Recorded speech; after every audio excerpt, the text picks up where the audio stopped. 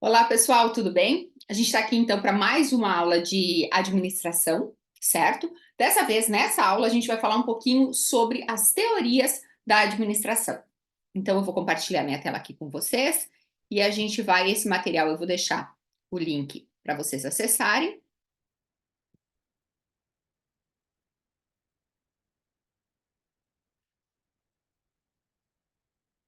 Vamos lá, então.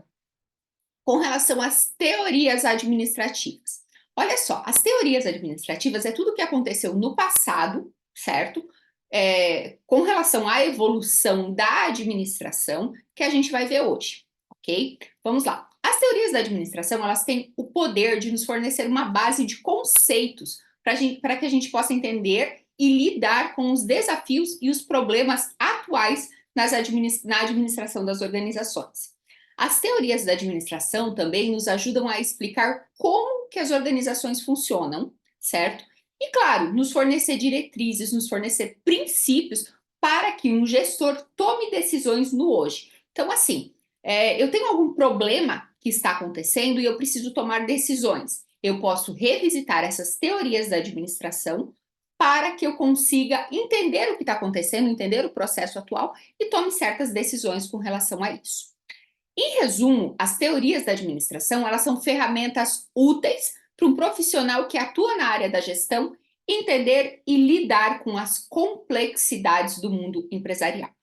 Porque uma coisa é fato, né? A gente sabe que nem todas as empresas elas trabalham do mesmo jeito, nem todas as empresas funcionam do mesmo jeito. Então, se eu chegar aqui e simplesmente entregar uma receita de bolo de como um gestor deve atuar lá dentro da empresa, eu vou estar sendo, no mínimo, irresponsável. Por quê? Porque cada empresa funciona de um jeito. E a forma de lidar com as pessoas, a forma de lidar com essa empresa é diferente em cada situação. E a gente percebe, as teorias da administração, elas mostram um compilado aí de como que foi, como que se administrou as empresas em cada fase, em cada modelo no passado. Vamos lá então. Quais são essas teorias administrativas?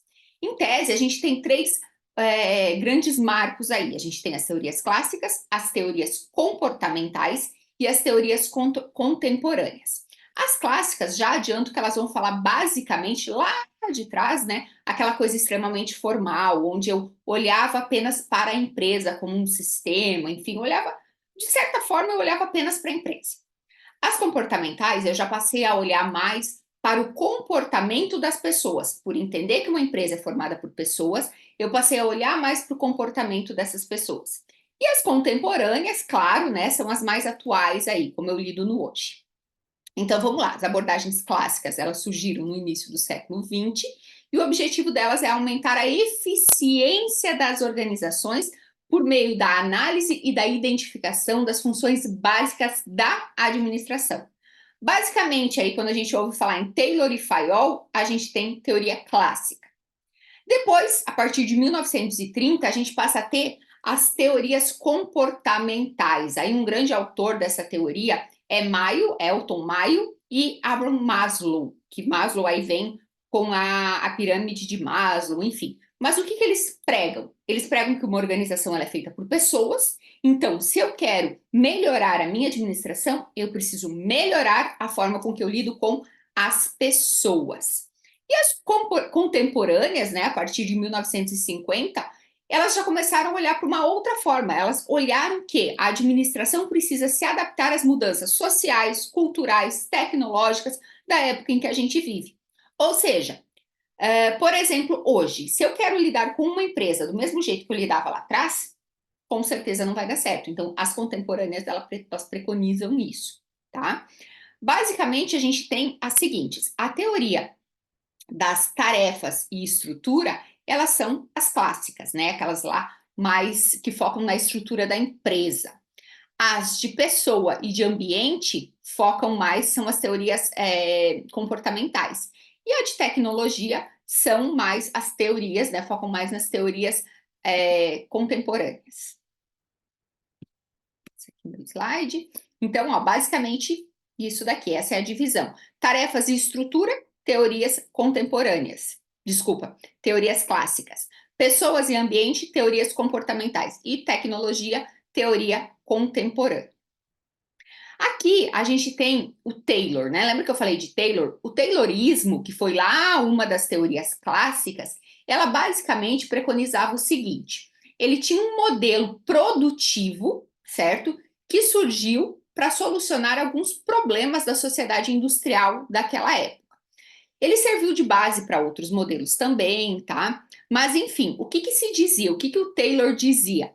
Ele basicamente olhava para as tarefas que existiam dentro da empresa. Ou seja, eu preciso aperfeiçoar o trabalho, eu preciso aperfeiçoar a repetição daquele trabalho, eu preciso melhorar a minha produção. E como que eu faço isso? Olhando para a empresa, olhando para as tarefas e melhorando isso.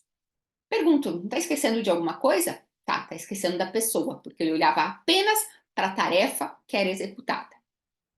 Depois a gente tem aí, né, Henry Fayol, ou seja, Fayol também é uma das teorias clássicas da administração, e ele dividia a empresa aí em funções empresariais, ou seja, eu tenho funções técnicas, financeiras, comerciais, segurança, contábil e administrativa. E tudo o que eu preciso é prever, organizar, comandar, coordenar e controlar. Ou seja, ela é bem ditatorial, né? Ditadora aí, faça isso, faça aquilo. Ó, baseia-se fundamentalmente na importância da estrutura nas organizações formais, sem levar em consideração o fator humano. Pergunto, tá esquecendo de alguma coisa?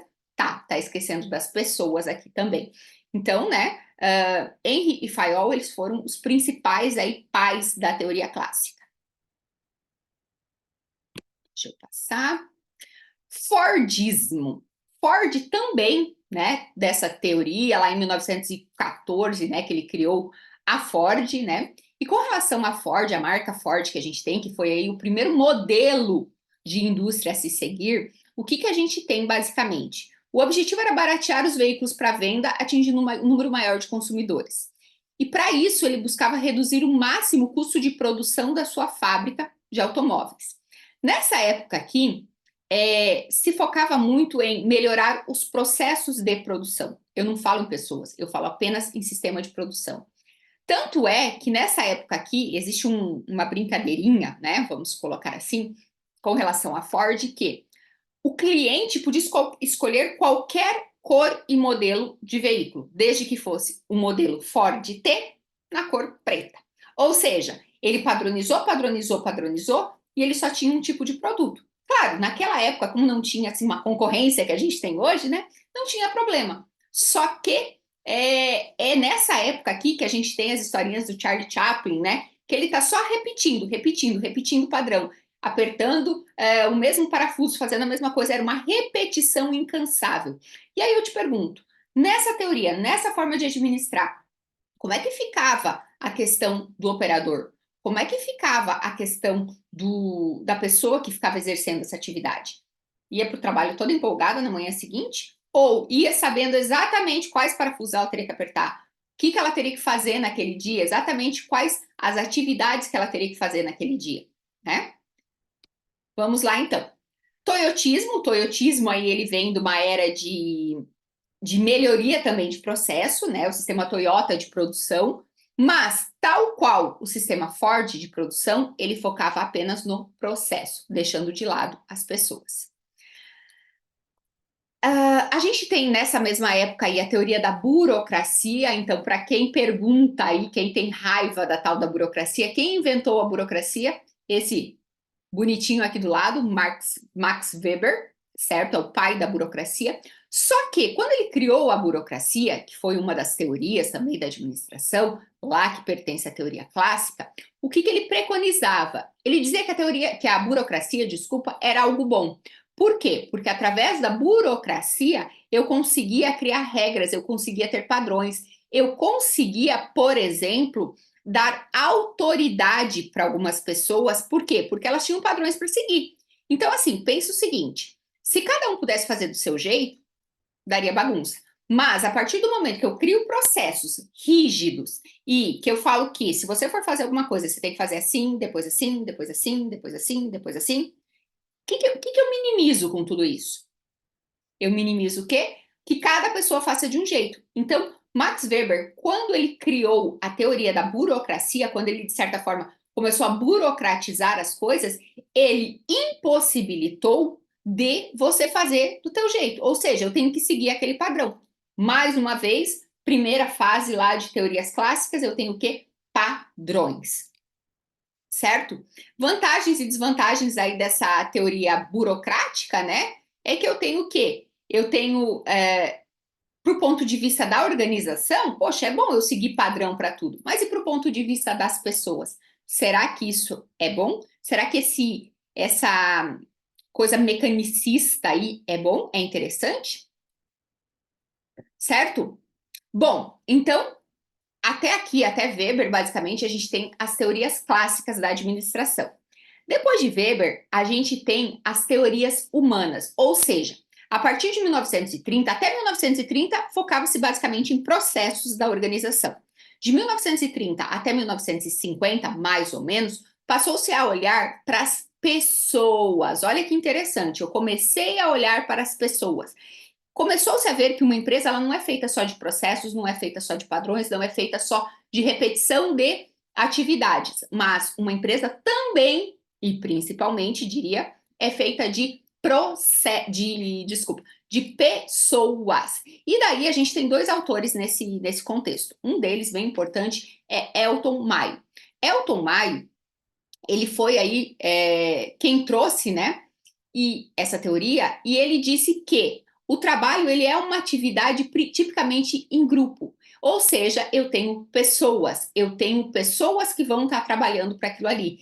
E a partir do momento que eu melhorar a vida das pessoas ali no trabalho e tal, que eu melhorar o ambiente dessas pessoas, essas pessoas vão produzir mais. Olha que interessante isso, né? Aqui também, né, aconteceram algumas pesquisas onde começou-se a olhar para as pessoas. E não foi porque assim, vamos simplesmente olhar para as pessoas. Não, aconteceu meio que ao acaso. Existiu uma pesquisa onde eles começaram tinha uma questão ligada à iluminação, tá? Eles começaram a olhar para a iluminação, porque eles acharam que a iluminação influenciava nos processos. E aí eles viram que a produção aumentou. Mas aí eles falaram, gente, mas mudando para a luz A ou para a luz B, a produtividade aumentou. Então a luz não importa, mas o que está importando aqui? As pessoas passaram a ver que eles estavam estudando, elas, de certa forma, só que era a luz que eles estavam estudando, a iluminação no ambiente de trabalho, e elas pensaram, gente, é importante, olha, eles estão olhando para a gente. E aí melhorou o rendimento dessas pessoas.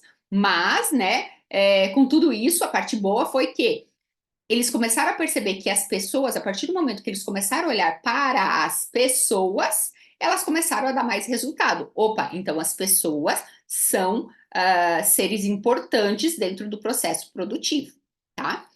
Nessa teoria aí, nessa época, Maslow criou a pirâmide dele. E ele diz, a pirâmide de Maslow, né? Ela é bem interessante até, e a gente usa ela nos dias de hoje, enfim, por quê?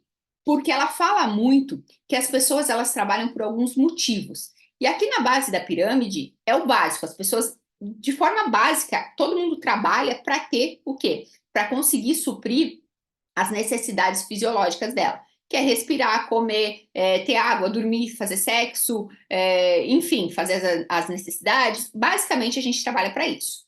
Quando a gente tem dinheiro para conseguir comer o básico, a gente passa, né, comer, fazer as coisas básicas, as pessoas começam a trabalhar por segurança. Ou seja, segurança do corpo, do emprego, de recursos, para ter uma família, para ter saúde, enfim, para ter uma residência e tal. Depois, as pessoas passam a trabalhar para ter amor e relacionamento, ou seja, eu posso trabalhar para ter mais amigos, né, para ter uma convivência social, enfim. Na sequência, as pessoas passam a trabalhar para ter estima, ou seja, para ter confiança, para conquistar as coisas, para ter respeito e tal. E, por fim, as pessoas que já ganham o suficiente para comer, para ter uma casa, para ter amigos, para se sentir confiante e tal, elas passam a trabalhar para ter aquela sensação, né, de criatividade, de moralidade e tal. E o que a gente consegue perceber com essa pirâmide aqui, que surgiu lá na época das teorias, né, comportamentais? Que muitas vezes, dependendo do nível de cargo aí que você está trabalhando, dependendo do nível de colaboradores que tem dentro da tua empresa, Eles não trabalham basicamente para ter dinheiro para colocar comida dentro de casa. Eles trabalham para ter autoestima, eles trabalham para ter criatividade. Então, por exemplo, se eu tenho lá altos executivos que ganham um salário super alto, adianta eu só aumentar o salário deles? Não, porque eles estão em busca de outras coisas. Eles já estão em busca de criatividade, de espontaneidade, eles querem solucionar problemas, enfim. Agora, adianta lá aquele carinha que está trabalhando só para comprar água, comida, enfim, por essa base aqui da pirâmide, adianta eu simplesmente chegar para ela e, pessoal, vamos ter um encontro criativo aqui na empresa, se essa pessoa não está ganhando o suficiente para colocar comida em cima da mesa? Certo? Então, a pirâmide de Maslow ela é utilizada até hoje, ela veio lá da teoria comportamental e ela foca bastante nisso, certo? Aqui, né, ainda da teoria das relações humanas, eu vou deixar aqui, né, o nome da pesquisa, de uma experiência que eles fizeram também, que foi, né, essa pesquisa que impulsionou também toda essa questão da teoria das relações humanas, né? Foco aí passa a ser, então, ênfase nas pessoas, certo? Teoria do desenvolvimento organizacional, que também é dessa época, né? Ela e vai passando para a época seguinte, né? Ela passa a olhar, olha só, gente, ela passa a olhar para uma mudança organizacional como um sistema aberto. E isso muda o jogo. Por quê? Porque até então as teorias que eu tinha, eu olhava para a empresa como aquela coisinha fechada. Agora eu já passo a olhar para a empresa como algo aberto. E uma empresa a gente sabe que é um sistema aberto. Por quê? Porque eu tenho interação de clientes, eu tenho interação do ambiente externo, eu tenho interação do ambiente interno com o externo, certo? E a teoria do desenvolvimento organizacional, ela fala bastante disso, tá? Teoria da contingência, que daí sim já é uma das teorias atuais, as teorias contemporâneas, né? A teoria da contingência já entra nisso, e que foca também que as empresas são sistemas abertos, elas passam a olhar, em todas essas mais modernas aqui, contemporâneas, enfim, elas passam a olhar as empresas como algo que está em constante mudança. Além de aberto, além de ter interação entre o meio interno e o meio externo, está em constante mudança. Ou seja, adianta eu só olhar para as pessoas? Não. Adianta eu só olhar para o sistema, para a produção, para como que é a empresa? Não. Eu tenho que olhar como um todo. E cada empresa eu vou ter que gerir de um jeito. Pergunto para vocês, será que é a mesma forma de eu lidar com os meus colaboradores se eu tenho um frigorífico, uma linha de produção, ou se eu tenho por exemplo, uma empresa de software, que eu tenho um monte de desenvolvedores aí que tem que usar a criatividade e tal, será que a forma de gerir essa galera é a mesma? Com certeza não. E aí, quando vem as teorias da contingência, e essas teorias mais contemporâneas, eles começaram a startar para isso. Peraí, gente, lá atrás, no passado, primeiro a gente só olhava para a questão de produto, né? A gente só olhava para a questão de o que nós vamos produzir e como que a gente aumenta a produção, olhando para produto, olhando para padrões, olhando para tarefas. Depois de 1930, eles só olharam para as pessoas. Aí chegou um momento que eles falaram, cara, a gente tem que olhar para as duas coisas e a gente tem que entender que cada um vai ser de um jeito, que não adianta a gente querer fazer para todo mundo a mesma coisa, que não vai dar legal, certo? Então, a teoria da contingência, ela visa isso, ela visa dizer que não existe uma única estrutura organizacional que pode ser aplicada para todos da mesma forma. As empresas, os ambientes, os fatores contingenciais são diferentes de um para o outro. Então, eu preciso estar atento a isso, certo? E aqui a gente tem daí alguns pesquisadores que analisaram essas teorias, algumas contribuições, enfim, certo? E aqui a gente tem basicamente um padrãozinho, né, de qual ano, qual teoria que foi, mas convém lembrar vocês, como a gente já disse, basicamente até 30 eu tinha aquela questão mais clássica, eu tinha foco nas empresas, eu tinha foco nos padrões, nas repetições. Depois de 30 até 50, 50 e pouquinho aí, eu tive o quê? Foco nas pessoas. E a partir disso, é aí sim que se passou a olhar para a empresa como algo vivo, como algo em constante mudança. Certo, pessoal? Espero que vocês tenham gostado dessa nossa aula, beleza? E como eu vou deixar uma atividade para vocês no Moodle de vocês, no caderno na nossa plataforma virtual para aulas, né? Mas eu espero que vocês tenham gostado e qualquer coisa, estou à disposição.